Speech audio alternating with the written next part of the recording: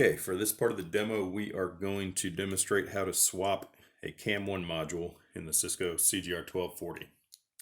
Now the CAM1 module is located here in the bottom right. It will always be installed there by Itron Factory and should be installed there for any field type installation as well. Now we're going to be making some assumptions before we begin here. First, just like all these other demos, we're assuming that your ESD situation is taken care of, so you need to be properly grounded, and you need to make sure that you're not placing electronic components on surfaces that are going to be retaining static electricity.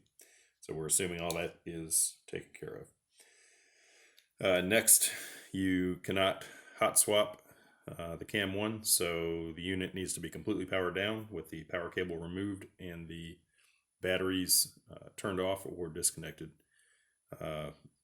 or set to transportation mode in the with the CLI commands. Okay, next we are starting with the door open. If you need a primer on how to open the door, simply see our previous video on that topic. Okay, so once all of that is taken care of, we'll go ahead and begin. So in terms of tools, all you really need is a small Phillips head screwdriver, and that's it. So first we're going to remove the old cam. So we're going to disconnect the antenna wire.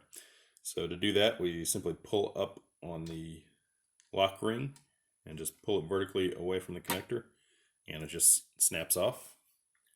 And so we're going to set that to the side. One other note, you will always connect the cam to antenna position number 5 in the chassis. For mesh applications, we have this 900 megahertz external antenna, well, chassis mounted antenna. And so anytime you're using a mesh application, you'll have this antenna in place. And then for star applications, this antenna would be replaced in the same slot in the chassis with the end connector, which will let you run an external cable to a true external antenna for your star application. But just as a note, you'll always be running from the A1 antenna connector on the cam to the slot number 5 exterior port. All right, so once our cable is disconnected, we will loosen these two retention bolts that hold the module in the chassis using our screwdriver.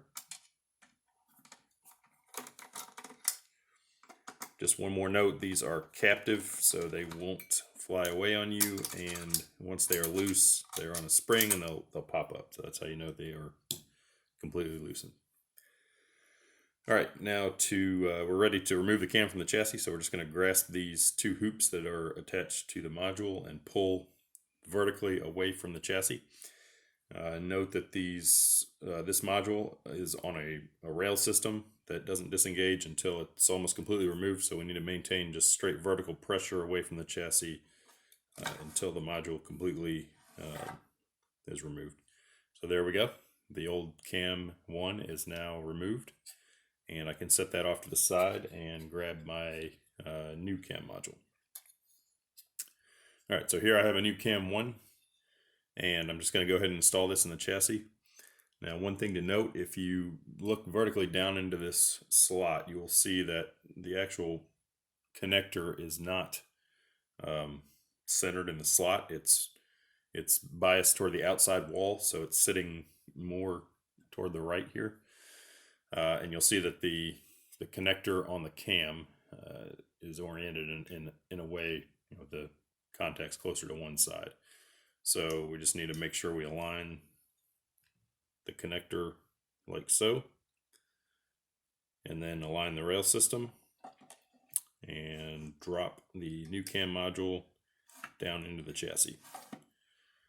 Now, most of the time you'll get a little catch near the end if the connector doesn't line up absolutely perfectly, so you may have to jiggle it around a little bit to make sure it drops all the way in. But the key metric that you're looking for here is that the hoops on the side of the cam module are flush with the hoops on the adjacent module. So once that's happened, you know that the cam module is all the way down and connected properly. So next we're going to tighten our two captive retention screws.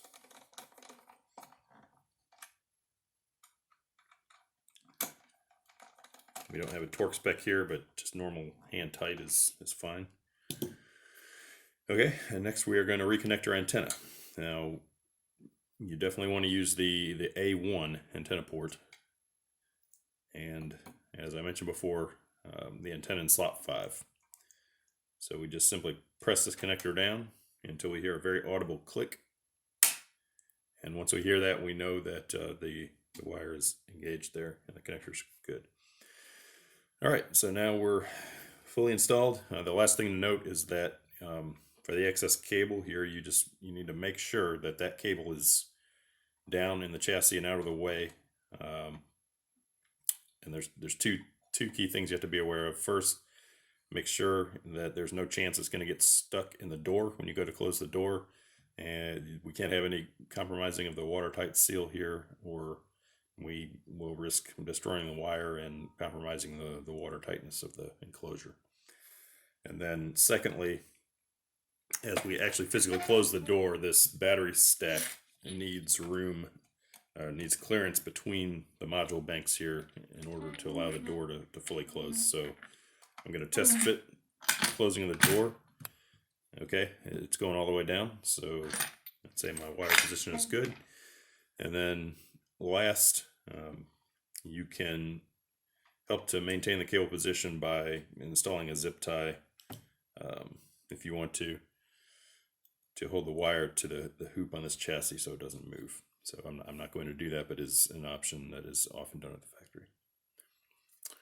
Okay, so at this point we are done and we are ready to close the door and bolt the door down and apply power to the unit.